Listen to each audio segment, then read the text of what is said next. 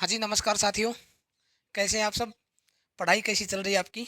हमने पिछली कक्षा तक और 4.3 का जो प्रथम भाग था वो देख लिया था और उसमें क्वेश्चन नंबर 1 और 2 करवा दिए थे। और उस क्वेश्चन में 1 में 3 क्वेश्चन थे और 2 में 2 क्वेश्चन थे। और वो क्लास आपने शायद देख ली है। यदि आपने वो क्लास नहीं देखी तो पहले वो क्लास आपको देखनी होगी, क्योंकि दूसरा भाग थोड़ी देखोगे पहले ही। पहले आप वो पहली जो कक्षा है वो देखिए। आज हम बात करते हैं उस 4.3 के बचे हुए क्वेश्चंस की। और आप प्रश्न देखिए, प्रश्न लिखा है कि क्या एक ऐसी आम की बगिया बनाना संभव है कि जिसकी लंबाई चौड़ाई से दोगुनी है और उसका क्षेत्रफल 800 मीटर स्क्वायर है। समझिए इस बात को। ये कहना चाहता है कि क्या एक ऐसी आम की बगिया बनाना संभव है। आम की बगिया जैसे लंबाई उसकी चौड़ाई से दुगनी है। देखिए यहाँ से एक शब्द उठाइए, लंबाई चौड़ाई से दुगनी, ये फैक्ट है। ठीक है, दिया है कि क्या है, लंबाई चौड़ाई से दुगनी है। समझ में आ रहा है ना? ऐसे क्वेश्चन करवाए हैं पहले भी, पहली बार नहीं है ये, पहले भी ऐसे क्वेश्चन हमने किए हैं। देखिए आप, जैसे ये आम की बगिया मान लेते हैं कि ये आम की बगिया है। ठीक है, लंबाई मैंने आपको बताया जो नीचे लेटी हुई दिखाई देती है, ये आधार वाली, ये लंबाई होती है, ये चौड़ाई होती है। ठीक है ना?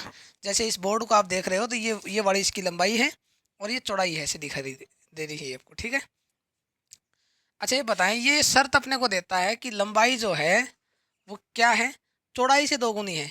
चौड़ाई से दोगुनी, अब अपने को ये थोड़ी पता चौड़ाई कितनी है, ये तो इसने दिया नहीं।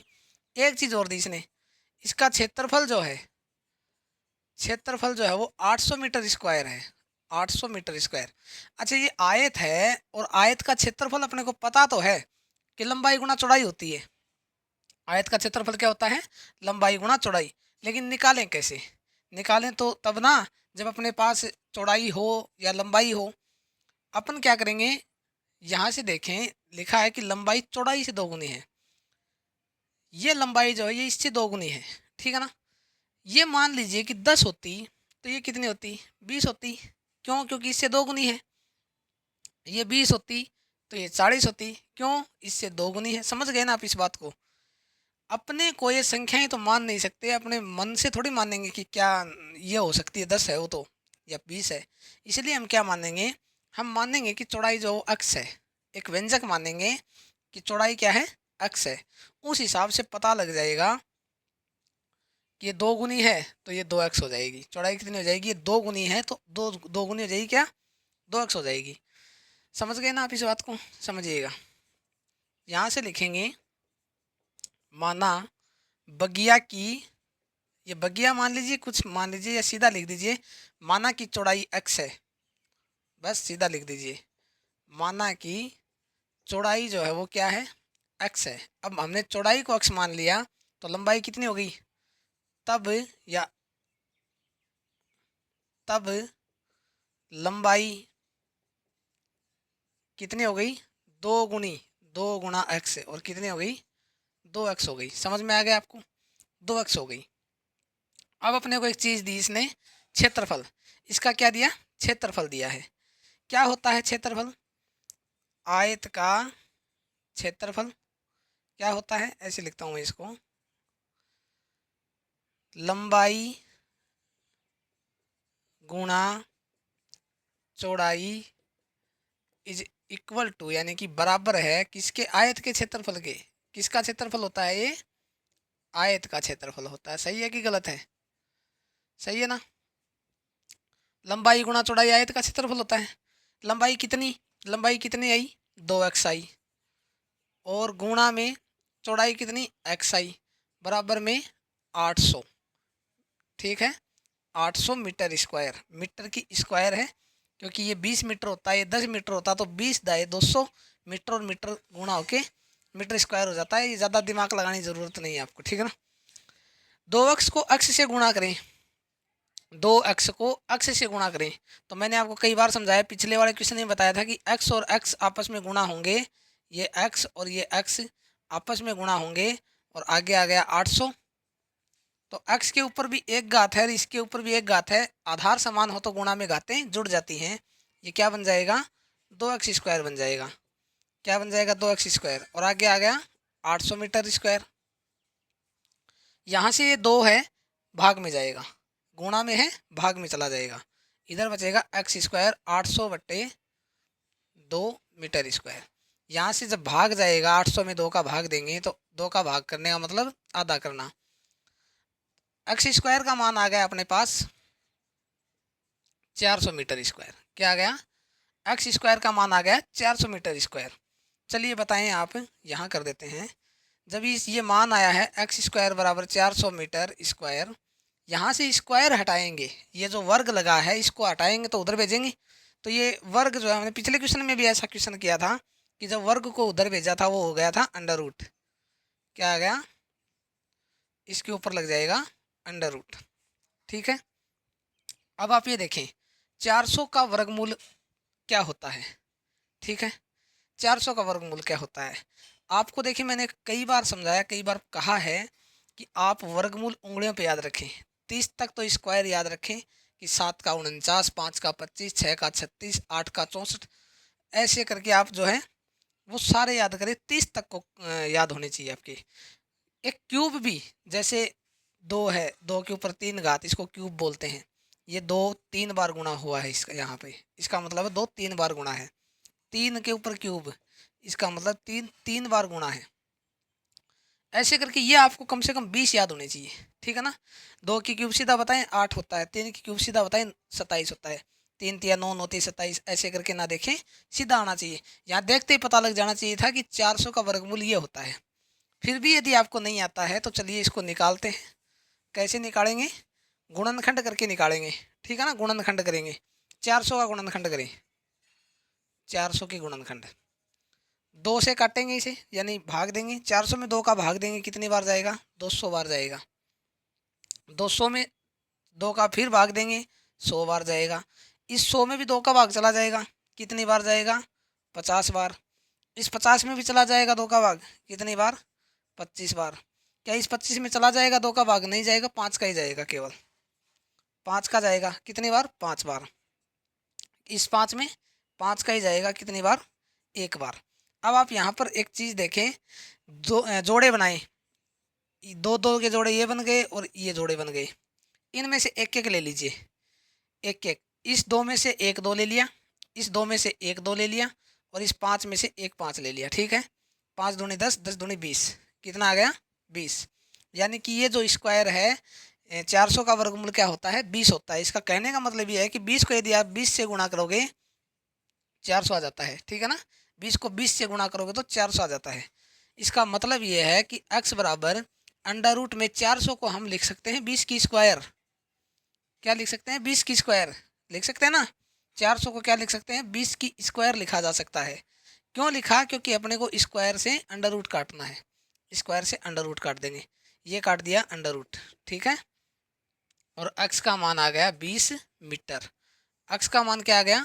20 मीटर आ गया है। x का मान आ गया 20 मीटर। x क्या था? x यह चौड़ाई था। x क्या था? चौड़ाई था। यानी कि इस बगिया की चौड़ाई कितनी? 20 लिख देंगे। अतः है बगिया की चौड़ाई 20 मीटर है। लिखिए आप, उतारिए इसे।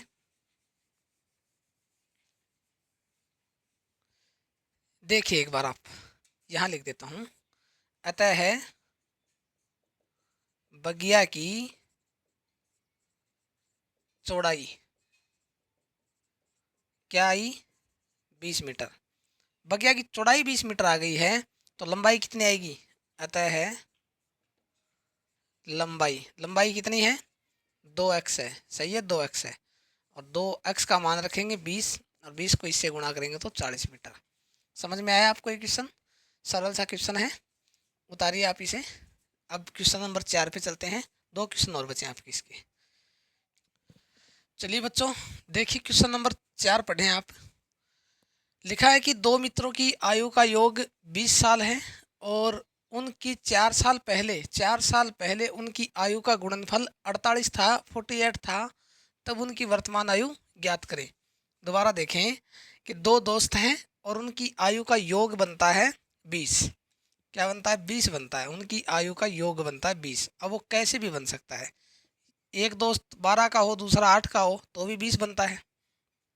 ये 14 का हो, 6 का हो तो भी 20 बनता है, दोनों 10-10 के हों तो भी 20 बनता है। बहुत से ऐसी कंडीशन है कि जिसमें ये वर्तमान में 20 के बनेंगे। एक बात और कहता है कि 4 साल पहले इन दोनों की आयु का गुणनफल, यानी कि इनकी दोनों दोनों की आयु जब गुणा की जाए तो वो बनती क्या थी, 48 बनते थे। 4 साल पहले की बात है, ठीक है। चलिए एक आप इसके लिए एक मोटा मोटा एक डायग्राम से समझें, एक बार आप समझिए आप।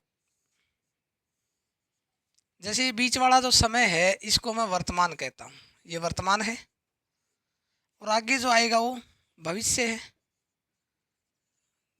जांच कर ले कि अपना भविष्य अंधकार में तो नहीं है। वर्तमान वर्तमान है, आगे आने वाला भविष्य, जो बीत गया उसे क्या कहते हैं, हाँ भूतकाल कहते हैं उसे, ठीक है। वर्तमान में ये कहता है कि दोनों की उम्र जो है 20 साल है।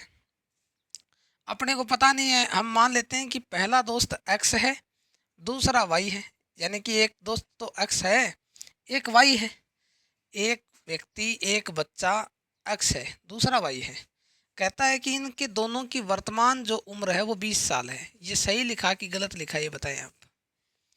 एक्स और वाई जो है ये मैंने 20 लिखा है, सही लिखा गलत लिखा है? सही लिखा, क्योंकि वर्तमान में दोनों को जोड़ने से 20 बनता है। फिर ये कहता है कि 4 वर्ष पहले, यानी कि यहाँ से 4 साल पहले आए, इधर आए 4 साल, तब बताएं। यहाँ पर मान लेते हैं कि एक बार ऐसे ही सोच के देखिए कि एक्स जो है वो 10 साल का होता और वाई भी 10 साल का होता। ये यहाँ पर एक्स यदि 10 साल का है और वाई भी 10 साल का है, तो 4 साल पहले कितना होता? 4 साल पहले 6 साल का, 6 साल का। कैसे? क्योंकि 10 में 4 घटाए, 10 में 4 घटाए। क्यों घटाए? क्योंकि पीछे की बात कर रहा है, और पीछे की बात करें तो अपने को पता लगता है कि 4 साल तो घटाने हैं। अगर ये कहता कि 4 साल बाद, क्वेश्चन में ऐसा लिखा होता कि 4 साल बाद उनकी आयु का गुणनफल ये होता, तो हम क्या करते? यहीं से आगे जाते। 4 साल बाद यहाँ से घटाया है एक्स में से, हम यहाँ पर क्या करते? एक्स में 4 जोड़ते। क्यों? भविष्य में तो उम्र जुड़ेगी ना, घटेगी थोड़ी। भविष्य में आप बढ़ोगे तो उम्र जुड़ेगी। और यहाँ पर भी वाई में प्लस में 4 करते, फिर देखते कि इसने क्या दिया है। मोटा मोटा समझ में आ गया? आप इसको ऐसे समझें, अब अपने पास कोई आंकड़ा तो पता ही नहीं है ना कि वर्तमान में कितने साल का है वो, वाई कितने साल का, एक्स कितने साल का है। इसलिए ये बताएं, 4 साल पहले एक्स की आयु कितनी? 4 साल पहले एक्स की आयु कितनी? 4 वर्ष पहले एक्स की आयु कितनी? आयु समझते हो? एज, उम्र कितनी होगी? एक्स में 4 घटा देंगे, यही तो पता लगेगा। एक्स जो भी होगा इसमें 4 कम करेंगे, यही होगी। वाई की कितनी? वाई की भी, वाई में 4 घटा के देखेंगे, ठीक है। अब ये एक बात कहता, ध्यान से सुने, कि 4 वर्ष पहले जब इनकी आयु को घटाया जाता है, सॉरी गुणा किया जाता है, इनकी आयु को गुणा किया जाता है तो क्या आता है? 48 आता है। यानी कि इसको और इसको जब गुणा किया जाए तो 48 आता है। कितना आता है? 48। तो क्या हम इसको इस तरीके से नहीं लिख सकते क्या? x माइनस 4 गुणा हो गया x माइनस वाई माइनस 4, कितना हो गया? y minus 4। और इसको जब गुणा करें तो 48 क्या इसके बराबर में नहीं लिख सकते? ये आपको यदि समझ में आ गया इतना डायग्राम के जरिए तो अच्छी बात है। ये सिर्फ आपको रफ में करके देखने की आवश्यकता थी, इसको ऐसे लिखना नहीं है, ये लिखने के लिए नहीं है। ये समझना था कि वर्तमान में उम्र इतनी है और 4 साल पहले इतनी है। इसी चीज़ को हम लैंग्वेज में यानी कि भाषा में लिखेंगे। भाषा में लिखने के लिए अपने को ये बोर्ड साफ करना पड़ेगा। यदि आप इसे लिखना चाहो लिखे तो वही का तो जिसके समझ में आया है, बाकी जिसके समझ में नहीं आया वो मत लिखना। इसे हम करते हैं जिस प्रकार से हमको करना होता है, जिससे हमें नंबर मिलते हैं, इससे नंबर नहीं मिलते, ठीक है। चलिए इसे मिटाता हूँ मैं। चलिए अब देखिए, यहाँ पर हम मानेंगे, आंकड़ों का मान रखना पड़ेगा, तो हम मानेंगे कि पहले मित्र की आयु x वर्ष है, ठीक है। लिखते हैं ऐसे ही, माना पहले मित्र की आयु, आयु कैसी आयु, वर्तमान आयु है ना, कैसी, वर्तमान की, प्रेजेंट उम्र, वर्तमान आयु कितनी है भाई, x वर्ष है, वर्तमान में वो कितना है, x का है। तब दूसरे मित्र की आयु कितनी होगी, दूसरे मित्र की वर्तमान आयु y वर्ष, कितनी, y, दूसरे मित्र की कितनी होगी, y हो जाएगी। समझ में आ गया। देखिए अतः है या इसको मैथ की भाषा में ऐसे लिखते हैं, इसलिए, ये ऐसे करके तीन बिंदी, अतः है x प्लस वाई बराबर 20, वर्तमान उम्र अतः है x प्लस वाई बराबर 20 है। क्या मैं सही बोला, क्या ये सही है, x प्लस वाई बराबर 20 है ना, वर्तमान में यही तो उम्र इन दोनों की जोड़े तो। अब देखिए बात करते हैं 4 वर्ष पूर्व की, 4 वर्ष पहले, 4 वर्ष पहले। इससे पहले एक बात बताएं, यदि यहाँ से मैं ये कहूँ कि y जो है वो 10 होता तो x कितना होता, y यदि 10 साल का है तो x कितने का होता, 10 का ही होता, क्योंकि दोनों जुड़ के क्या बन रहे हैं, 20 बन रहे हैं।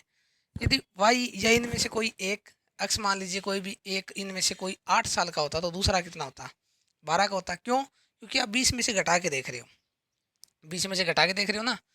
यदि मैं कहूँ कि यदि x जो है वो 14 साल का होता तो y कितना होता, 6 साल होता। क्यों, क्योंकि आपने 20 में से घटा दिया, क्योंकि दोनों की उम्र वर्तमान में 20 बनती है, और एक 14 का है तो दूसरा कितना है, कितना है, 6। अतः है यहाँ से हम ये कह सकते हैं कि किसी एक की उम्र निकालें इसी में से। चलिए हम यहाँ पर y का मान रख देते हैं। y का मान रखने का मतलब ये है कि यदि y की उम्र निकालनी होगी तो हमें 20 में से x की उम्र घटा देनी पड़ेगी, ऐसा ही होगा। या x की उम्र निकालनी होगी तो अपने को क्या करना होगा, 20 में से y की उम्र घटा देनी होगी। क्या इतनी बात समझे आप, इतनी बात समझे आप। y की उम्र निकालनी होगी तो 20 में से x की उम्र घटाएंगे, x की निकालनी होगी तो 20 में से y की उम्र घटाएंगे। इसीलिए अपने को ये मान निकालने हैं कि y का मान तो ये है, x का मान ये है, ये काम आएंगे इसलिए लिखे हैं। 4 वर्ष पहले बताएं आप, 4 वर्ष पहले x की आयु, 4 वर्ष पहले x की आयु कितनी होगी, वर्तमान में x है तो 4 वर्ष पहले कितनी, x माइनस 4, कितनी, x में से 4 घटाएंगे, जो वर्तमान में आपकी उम्र है। आप मान लीजिए आप 16 वर्ष के हो, आप आज 15 वर्ष के हो, 4 साल पहले कितने थे, 11 साल के थे, 4 घटाया ना तो वर्तमान में ये x है, तो पीछे 4 साल पहले कितने हो गए, x माइनस 4। और इसलिए 4 वर्ष पहले y की आयु कितनी बताएं, y में से 4 घटाएंगे, यही होगा ना। अब अपने को जो एक शर्त दी है, 4 वर्ष पहले इन दोनों की आयु का गुणनफल दिया है प्रश्न में दिया है कि 4 वर्ष पहले, क्या इतना समझ में आया आपको, नहीं आया तो दोबारा देखिए, इतने को रिवाइंड कीजिए, दोबारा देखिए। 4 वर्ष पहले x तथा y की आयु का गुणनफल समझते हो ना, गुणा करने पर जो आता है, गुणनफल बराबर 48, इतना दिया है। 4 साल पहले x और y की आयु का गुणनफल इतना है। कितना है x की आयु कितनी है, x की आयु 4 साल पहले ये है, यानी कि इसको ऐसे लिख देते हैं, ये 4 साल पहले x की आयु गुणा करते हैं, और 4 साल पहले y की आयु ये है, और ये कितनी बनती है, 48 बनती है। ऐसा ही लिखा ना कि 48 बनेगी। इस समीकरण को हम ऊपर सोल्व करेंगे। आप ये दो मान ध्यान में रखें, या एक बार इतने को उतार लें, बोर्ड पे जगह नहीं है, उतार मिटाना पड़ेगा। ऊपर करता हूँ मैं इसे। देखिए सभी कार्यों के लिए एक यही उम्र है जो काम की है। मतलब ये ही एक ऐसी उम्र है जिसमें आपको खेलना भी है, कूदना भी है, पढ़ना भी है और अन्य कार्य भी करने हैं, जो इस उम्र के लगभग सभी बच्चे करते हैं। देखिए, वो सब कार्य भी ज़रूरी हैं, इस उम्र में नहीं करोगे तो फिर कब करोगे, बुढ़ापे में थोड़ी होते हैं। ठीक है, खेलने कूदने की बात कर रहा हूँ। यदि आप खेल कूद इस उम्र में नहीं करोगे तो फिर कब करोगे। लेकिन उसके साथ साथ आपको ये काम भी ज़रूरी है, किसी काम को नज़रअंदाज नहीं करना है। गैर ज़रूरी तो कुछ होता ही नहीं है, ठीक है ना। कभी ना कभी कुछ ना कुछ काम आ ही जाएगा। अभी आपके पास समय है, इसे आराम से कीजिए, 2 या 3 घंटे आराम से देते रहिए। फिर बाकी के बहुत हैं, 22-23 घंटे बचते हैं, उसमें आप अन्य काम कर लीजिए, लेकिन छोड़िएगा नहीं इसे। इसे आप छोड़ोगे, किसी भी सब्जेक्ट की बात देख लीजिए, इन्हें आप छोड़ोगे, ये आपको छोड़ देंगे। और जब ये आपको छोड़ देंगे तो रिजल्ट क्या होगा पता है। आज तो अपने को ये लगता है कि कोई बात नहीं, हो जाएंगे, पास हो जाएंगे। लेकिन पास होना बड़ी बात नहीं है। हमारी शिक्षा व्यवस्था आजकल कुछ इसी प्रकार की हो गई है कि फ़ेल करना तो यूँ मानो कि गुनाह सा ही हो गया है, फ़ेल नहीं करते आज के दिन। लेकिन एक ये मानिए, एक अच्छा पढ़ने वाला बच्चा जिसकी चाहत है कि वो फर्स्ट डिवीज़न में जो है वो पास हो जाए, और उसके नंबर 59 यदि आ जाते हैं, 60% में हो जाता है फर्स्ट डिवीज़न। यदि वो उसके 59 नंबर आ गए तो 1% का यानी कि 6 नंबर की वैल्यू क्या है, उस बच्चे से पूछिए। ठीक है, उसे पता है कि 6 नंबर यदि और आ गए होते, 1 या 2 क्वेश्चन यदि और हो गए होते, तो फर्स्ट डिवीज़न में नाम लिख गया होता। कुछ ऐसे भी हैं मेरे जैसे महानुभाव जो ये चाहते हैं कि बस पासिंग मार्क्स बहुत ज़रूरी होती है। देखिए, पासिंग मार्क्स ज़रूरी है, आपके 80% 90% का मायना क्या है समझते हैं आप। आपके 80-90% का मायना ये है कि आपसे ये जाना जा रहा है कि आप इस समय, जब आप 10वीं कक्षा में हैं, 9वीं में हैं, 8वीं में हैं, 12वीं में हैं, 11वीं में हैं, जब आप इन कक्षाओं में हैं, उस समय आप कितने ईमानदार हैं अपने पढ़ाई के प्रति, है ना। ईमानदारी देखी जा रही है आपकी। आप इसे सेकेंडरी मान के कर रहे हैं या प्रायोरिटी दे रहे हैं। आपको ये पढ़ाई, पहला काम क्या है, सुबह उठते ही क्या करते हो, स्कूल ही जाते हो ना। स्कूल यानी आपका प्राथमिक कार्य है। और जब आप इसे प्राथमिक कार्य केवल ऐसे मान के कर रहे हैं कि ये हो जाएगा हो जाएगा, ऐसे नहीं होता है कुछ, समझ गए आप। प्रायोरिटी कीजिए, बाकी सभी चीज़ें सेकेंडरी कीजिए। बाकी सभी कार्य, सभी अन्य क्रियाकलाप, अन्य गतिविधियां आप सेकेंडरी मान के करें। ज़रूरी है, मैं ये नहीं कहता करना ही नहीं है, करना है। बहुत से काम हैं जो करने होते हैं, हमें समाज में रहकर बहुत से कार्य करने होते हैं, वरना फिर हम असामाजिक आदमी हो जाएंगे, और हम असामाजिक थोड़ी हैं। इसलिए अपने को इसे छोड़ना नहीं है, ठीक है ना। चलिए आगे बात करते हैं, इतना आपको समझ में आया होगा।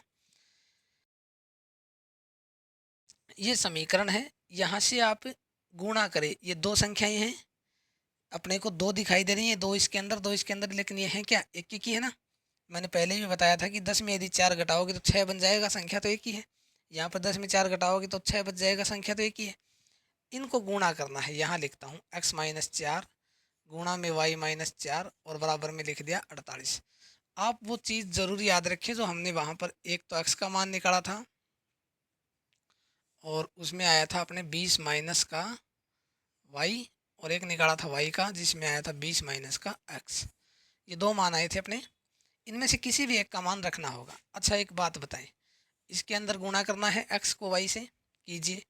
एक बार तो गुणा किया x को y से, x को गुणा किया -4 से, ये -4 हो गया और ये गुणा हो गया x से, ऐसे लिख दिया मैंने। फिर -4 गुणा होगा y से, -4 गुणा हुआ y से, -4 गुणा हुआ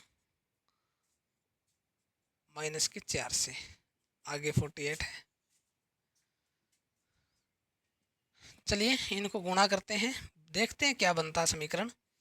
ये बन गया एक्स वाई से गुणा हो के एक्स वाई, -4 एक्स से गुणा हुआ तो -4 एक्स, -4 वाई से गुणा हुआ तो -4 वाई, माइनस का 4 माइनस के 4 से गुणा हुआ, माइनस का 4 माइनस के 4 से गुणा हुआ तो प्लस का 16 आ गया। किसका आ गया? प्लस का 16, क्योंकि 4 और 4 तो गुणा होके 16 और माइनस माइनस गुणा होके प्लस।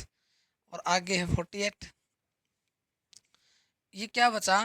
देखिए एक्स वाई माइनस का 4x माइनस का 4y प्लस का 16, प्लस के 16 को इधर भेजते हैं, ठीक है।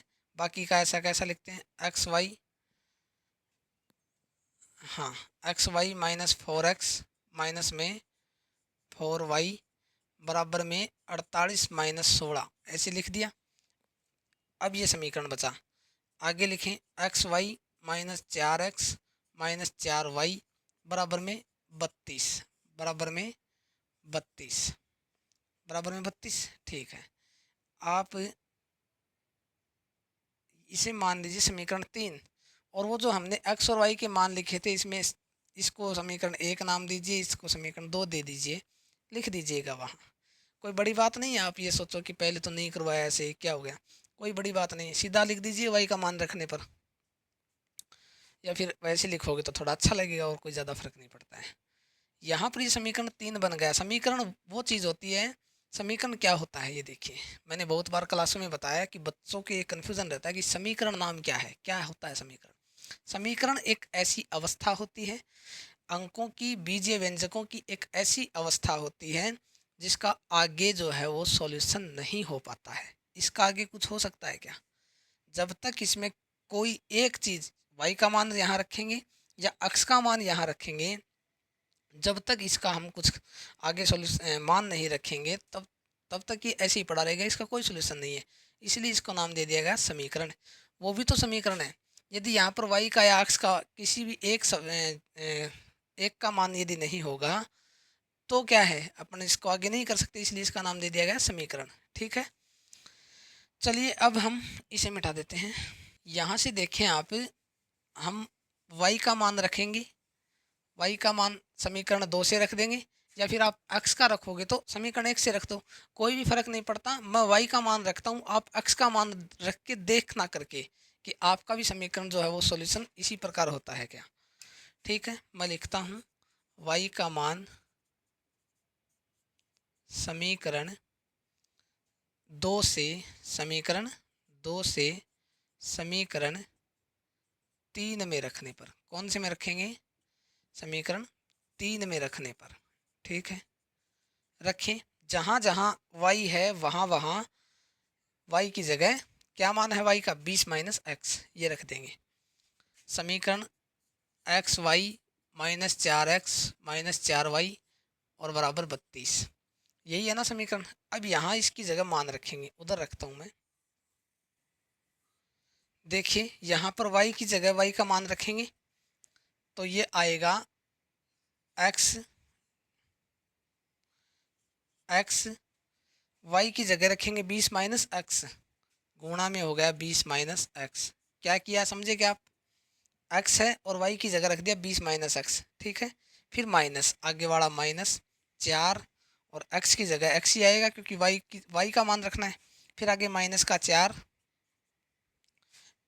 फिर y की जगह आएगा 20 माइनस एक्स, 20 माइनस एक्स बराबर में आ गया 32, क्या आ गया? 32। x को अंदर गुणा करें, x 20 से गुणा हो जाएगा, x 20 से गुणा, x माइनस के इससे गुणा, x गुणा x माइनस के x से गुणा, एक तो ये बन गया। ये माइनस का 4x पहले से है, ये माइनस का 4 अंदर गुणा होगा, एक बार तो माइनस का 4 20 से गुणा होगा, एक बार माइनस का 4 माइनस के x से गुणा होगा, और आगे आ गया 32। समझ रहे हैं ना, इसे समीकरण को ध्यान से करना है। 20x से गुणा हो गया तो 20x बन गया, x से गुणा हो गया तो माइनस का x स्क्वायर, ठीक है। माइनस का आगे 4x आ गया, 20 4 से गुणा हुआ तो 80 आ गया। ये माइनस का 4 माइनस के x से गुणा हुआ तो प्लस का x आ गया, प्लस का 4x आ गया, सॉरी 4 और x गुणा होके तो बन गए 4x, और माइनस गुणा होके बन गए थे प्लस, इसलिए प्लस का 4x आ गया। आगे है 32। एक चीज़ देखेंगे, यहाँ पर माइनस का 4x है, यहाँ पर प्लस का 4x है, 4x में से 4x घट जाएंगे, 0 हो जाएगा।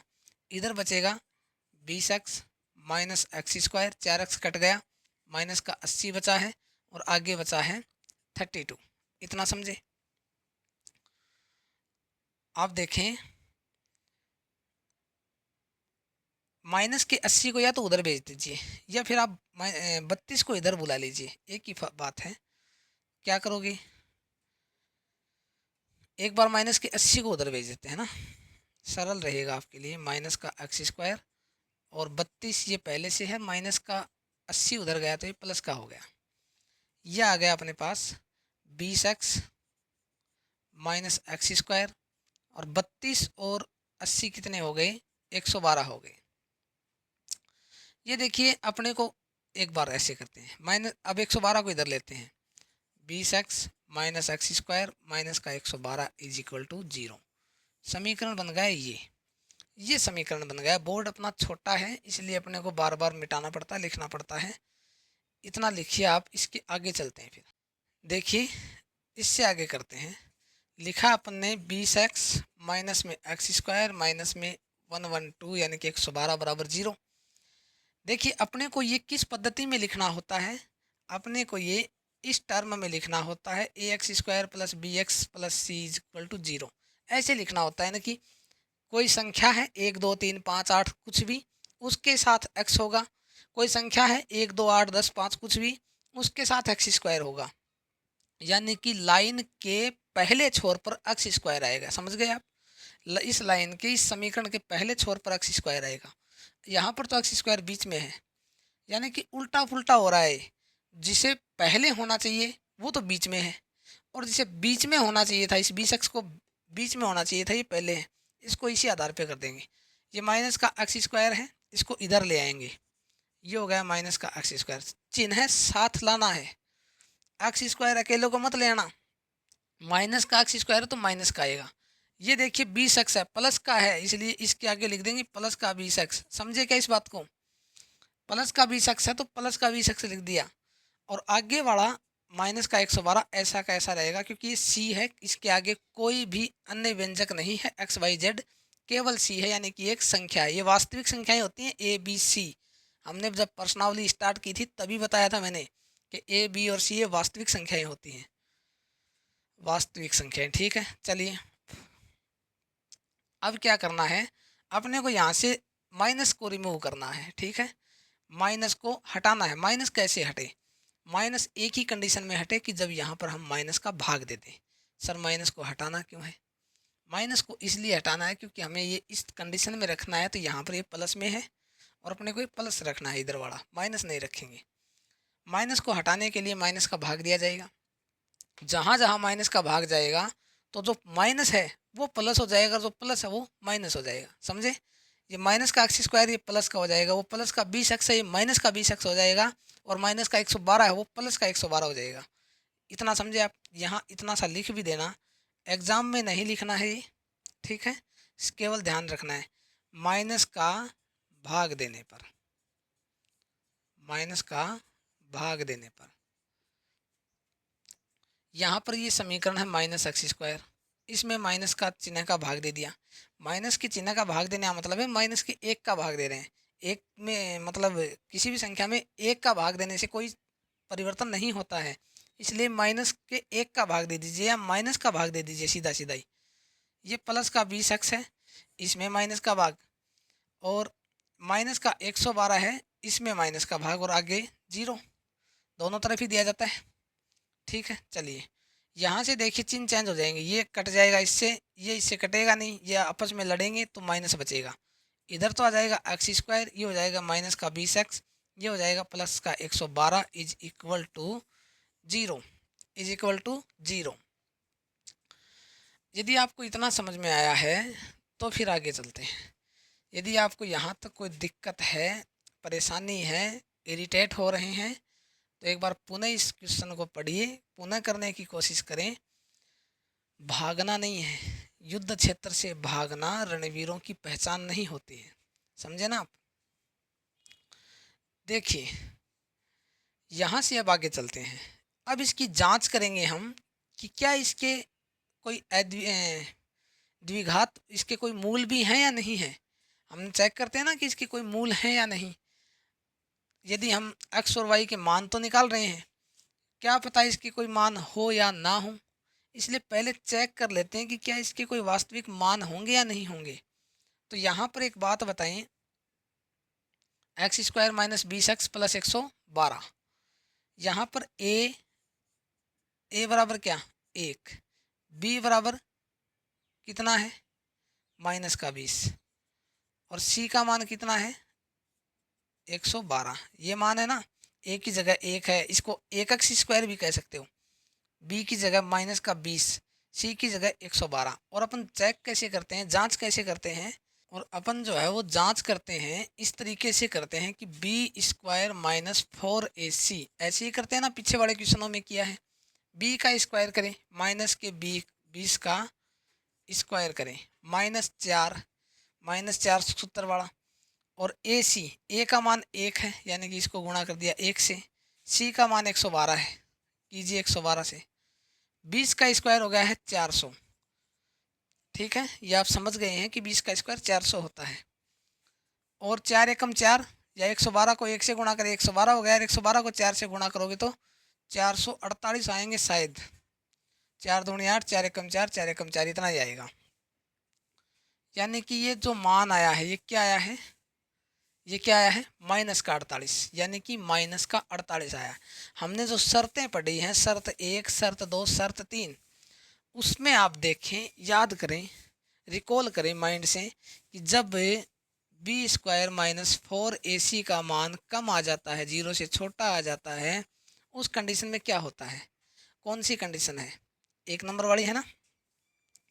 ये वो कंडीशन है जब 0 से छोटे मान आ जाते हैं, माइनस के 48 है, मैंने बताया था कि माइनस के सभी मान 0 से छोटे होते हैं, तो ये छोटा आ गया है, अतः इसका कोई मान नहीं होगा, अतः है इस द्विघात के कोई मूल, इस समीकरण के कोई मूल नहीं होंगे, अतः है कोई मूल नहीं होंगे, कोई मूल नहीं होंगे, तो फिर एक्स और वाई का कोई औचित्य भी नहीं है, इतने दूर अपने को ऐसे ही लेके आया ही, यानी कि एक्स और वाई का कोई औचित्य था ही नहीं, ऐसे कोई मान थे ही नहीं कि जिनकी उम्र में से यदि 4 साल पहले घटा के उनको आपस में गुणा किया जाता तो 48 आता, ऐसे कोई मान थे ही नहीं वास्तव में, समझे। ये अपने को पागल बनाता हुआ ऐसे यहाँ तक लेके आया है। बहुत बड़ा क्वेश्चन हो गया है, मैं मानता हूँ, समय काफ़ी लगा इसमें, लेकिन ये बहुत इम्पोर्टेंट क्वेश्चन है, बहुत ज़्यादा इम्पोर्टेंट क्वेश्चन है। इसको आप यूँ समझ लीजिए कि आगे आपके काम आएगा ये, समझे, यहाँ तक सीमित नहीं है, ये आगे तक काम आएगा आपके, फिर कभी याद करोगे हमें। तो आप इसको उतारिए, हम आगे वाला क्वेश्चन करते हैं। चलिए बच्चों, क्वेश्चन नंबर 5 पे आते हैं। क्वेश्चन नंबर 5 आप देखिए, पढ़िए, उसमें लिखा है कि क्या एक ऐसे पार्क को बनाना संभव है जिसका परिमाप तो 80 मीटर है और उसका क्षेत्रफल 400 मीटर स्क्वायर है। देखिए क्या कह रहा है कि क्या एक ऐसा बाग बनाना या बगिया बनाना, जो भी है, पार्क है, जो भी है, वो बनाना संभव है। कि एक ऐसा पार्क है, मान लेते हैं ये वो वाला पार्क है घूमने वाला, और इसका परिमाप तो दे दिया इसने 80 मीटर, परिमाप दे दिया है 80 मीटर, और क्षेत्रफल दे दिया है 400 मीटर स्क्वायर।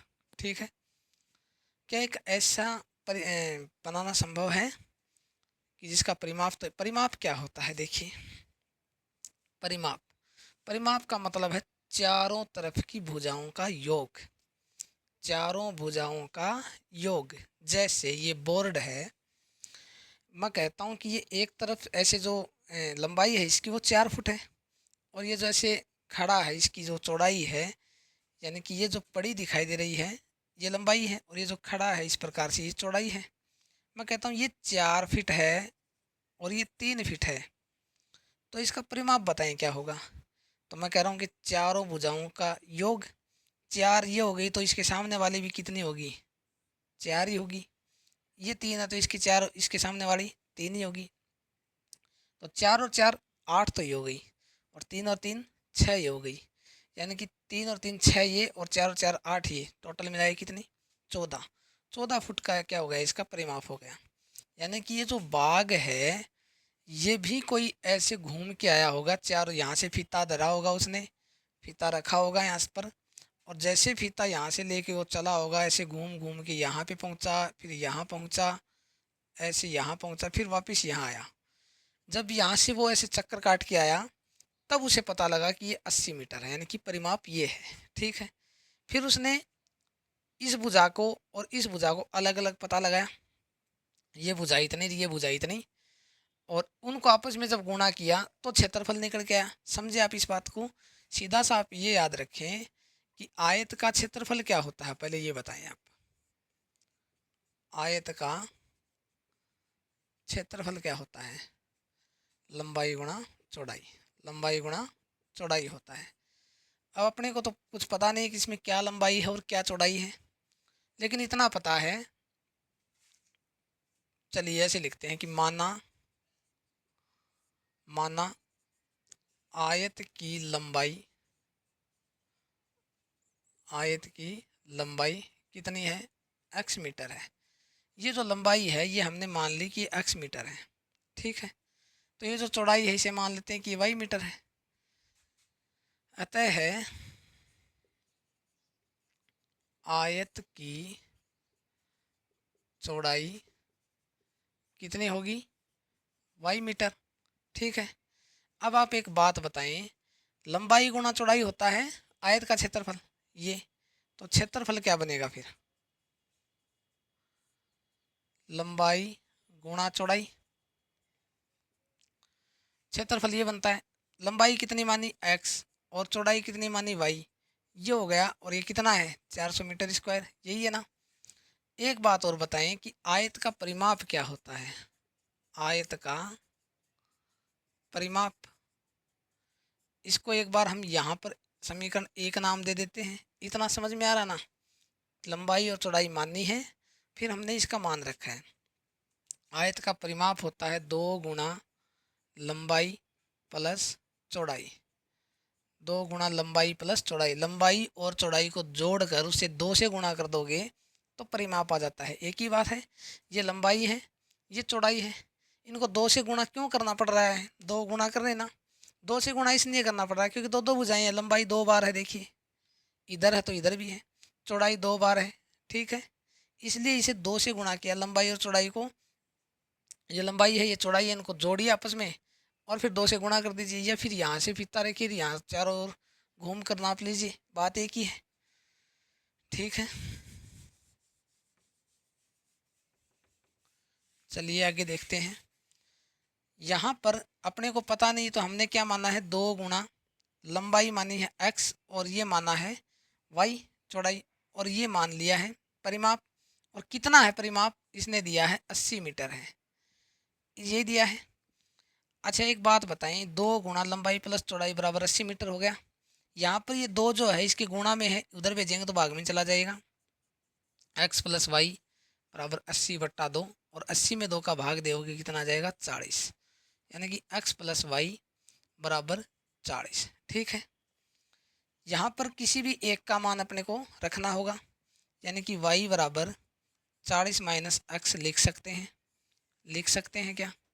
y बराबर 40 माइनस एक्स, ये समीकरण ले लीजिए 2। ठीक है, समीकरण वो स्थिति है, मैंने बताया आपको, आगे जिसका कुछ नहीं हो सकता जब तक उसमें मान रखा जाए। यहाँ से y, ये किए y, यहाँ पर यदि y का मान यहाँ रख दें, ये y का मान यहाँ रख दें, तो क्या सॉल्यूशन नहीं निकल आएगा? निकल आ जाएगा भाई। देखिए यहाँ से देखते हैं इस तरफ, समीकरण 2 से, समीकरण 2 से y का मान समीकरण 1 में रखने पर, ठीक है, 1 में रखने पर समीकरण 1 है क्या?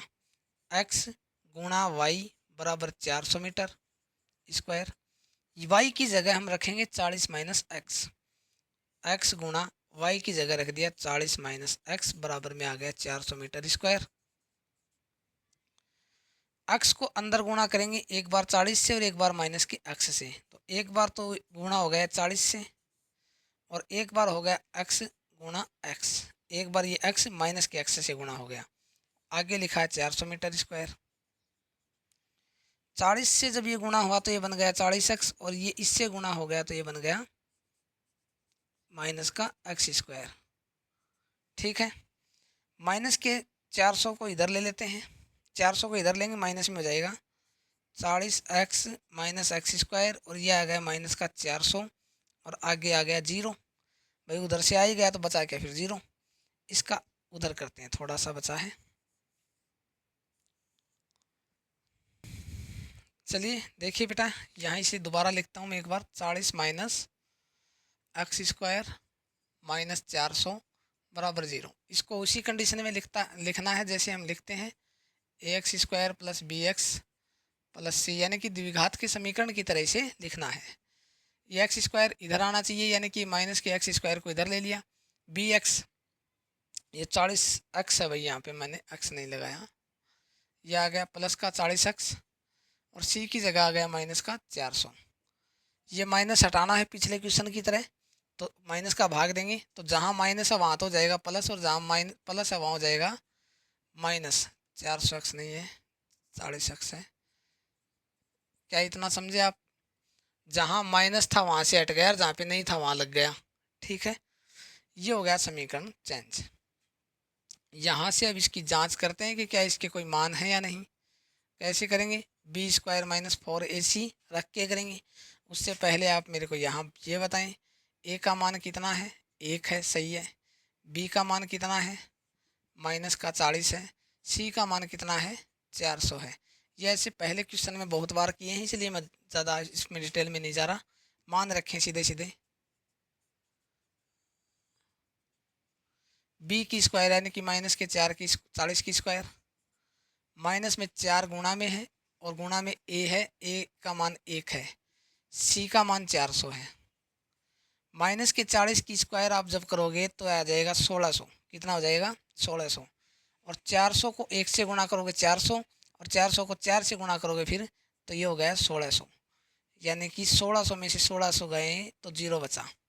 ठीक है, अपने पास क्या जांच में आया कि बी स्क्वायर माइनस 4ac बराबर आया है किसके? 0 के। बी स्क्वायर माइनस 4ac बराबर क्या मान आया है? 0 आया है। इसका मतलब क्या है? इसका मतलब शर्त नंबर 2 को कंप्लीट करता है, 2 को पूर्ण करता है। उसमें क्या लिखा था कि यदि B square minus 4ac is equal to 0 आ जाए तो अतः है द्विघात समीकरण के 2 मूल होंगे, दोनों बराबर होंगे। अतः है द्विघात समीकरण के कितने मूल होंगे? 2 मूल होंगे, और दोनों बराबर होंगे। सही है, ऐसा ही था ना। 0 आ गया है, यानी कि 2 तो मूल बनेंगे और दोनों मूल बराबर होंगे। कौन कौन से होंगे उसकी जांच करते हैं। इधर लिखते हैं, ये इधर वाला पोर्शन आप एक बार उतार लीजिए, आगे करते हैं। देखिए अब 2 मूल आए अपने पास, पता तो लग गया कि इसके 2 मूल होंगे, दोनों बराबर होंगे। अब वो कौन कौन से होंगे इसके लिए अपने को सूत्र लिखना होता है। लिखा था ना सूत्र, और कौन सा था सूत्र? Minus B plus minus B square minus 4ac बट्टे 2a, ये सूत्र था ना। इसी से पता लगता है कि कौन कौन से 2 मूल होंगे, जिसमें इसका मान हम पहले ही निकाल चुके होते हैं, 0 आया है। बी स्क्वायर माइनस 4ac रखिए। चलिए माइनस की जगह माइनस, बी का मान कितना? बी का मान माइनस का 40, इसलिए माइनस का 40 हो गए। ऐसा नहीं करना है कि माइनस तो लगा ही हुआ है 40 ही लगा दें, नहीं। बी का मान जो है वो एक्यूरेट आएगा। बी का मान क्या है? माइनस का 40 है, इसलिए माइनस का 40 आएगा। माइनस सूत्र में पहले से है, plus minus B square minus 4ac का मान हो गया 0। क्या आया? 0। क्यों? क्योंकि हमने पहले निकाला है कि बी स्क्वायर माइनस 4ac का मान 0 आया है अपने पास। ठीक है, बट्टे में 2 गुणा ए, और ए का मान कितना? 1। ठीक है, माइनस माइनस से गुणा हो गया तो ये बन गया 40। आगे ये 0 है, 0 का वर्गमूल 0, तो इसमें कुछ जोड़ो या घटाओ, यानी कि 2 काम करने होते ना। एक बार तो इधर वाले में ये जो आए इसके अंदर उसे जोड़ना होता है। तो 40 में 0 जोड़ोगे तो भी 40, 40 में 0 घटाओगे तो भी 40, यानी कि मान आ गया ऊपर अपने पास 40, और ये नीचे आ गया 2 एकम 2।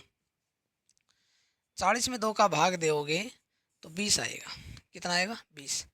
यानी कि एक जो मूल है अपना वो 20 आ गया, तो दूसरा भी कितना 20, अतः दूसरा मूल भी 20 होगा। क्यों? क्योंकि दोनों बराबर होंगे। अतः है दूसरा मूल भी 20 होगा। इसलिए x तथा y के मान बराबर होंगे, बराबर 20-20 होंगे। ठीक है ना, 20-20 होंगे। आप इस 20-20 को अप्लाई करके देख लेना उस डायग्राम में, वो जो चित्र बनाया था रख के देख लेना ऐसे करके, जैसे ये था। लंबाई आप 20 लेना, चौड़ाई भी 20 लेना। जब आप इसका परिमाप निकालोगे तो 80 आएगा, और इसका क्षेत्रफल निकालोगे तो 400 ही आएगा, जैसा कि इसने प्रश्न में दिया था। ठीक है ना, क्वेश्चन आपके सभी हो गए। आपकी जो प्रश्नावली थी ये भी कंप्लीट हो गई है। आगे जो है एक इजी सी प्रश्नावली लेंगे, शायद 5 की ले लें या फिर जो भी लेंगे करवा देंगे। आप ध्यान से इनका रिवीजन करते रहना। 1 घंटा आपका 1.5 घंटा खरा, ये जो आपने मेहनत की है ये जाया नहीं जाना चाहिए। समझ गए? 100 में से 99% आपको समझ में आना चाहिए। 1% भी आपकी गड़बड़ नहीं होनी चाहिए। राइटिंग नहीं समझ में आए वो अलग बात है, आपको कुछ और समझ में नहीं आए वो अलग बात है, लेकिन ये जो क्वेश्चन है ये आपको एकदम समझ में आना चाहिए, ये नहीं छूटने चाहिए आपसे। समझ रहे ना? मैं कोशिश करता हूँ कि मैं आपको एकदम सरल से सरल तरीके में आपको ये समझाऊँ, सरल से सरल तरीके में समझाने की कोशिश करता हूँ। फिर भी यदि आपको ये समझ में नहीं आ रहे हैं तो आप में कमी है, फिर पढ़ा कीजिए, पढ़ा कीजिए। समझ रहे हैं आप? अपनी कमियों को पहचानिए और अपनी कमियों को दूर कीजिए।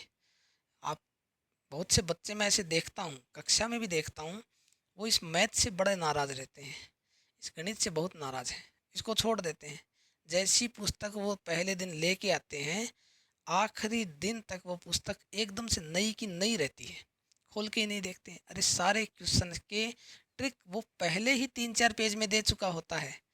जब भी कोई एक्सरसाइज स्टार्ट होती है उसको, तो उसके जो पहले 3-4 पेज होते हैं, सारी चीज़ें उसमें बता रखी होती हैं उसने, कि इसका आंसर ऐसे निकलेगा, ये इसलिए किया गया है, ये क्यों डाली गई है, ये सारी चीज़ होती हैं। बस हम दिमाग नहीं लगाते, इतना हैवी तो नहीं। चलिए फिर मिलेंगे आगे वाली प्रश्नावली में, तब तक आप पूरी ध्यान, पूरे लग्न और पूरी मेहनत के साथ तैयारी करते रहिए। जय हिंद।